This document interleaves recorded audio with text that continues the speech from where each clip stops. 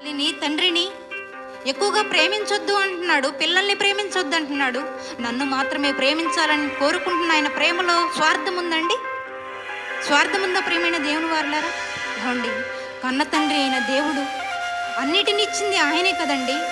ఈ భూమి మీద తండ్రి ఏదో సంపాదించి మనకు పెట్టాడని, తల్లి నవమాసాలు కని మనల్ని పెంచినందుకే నా తల్లి నా తండ్రి అని మనం చెప్పుకుంటున్నామే.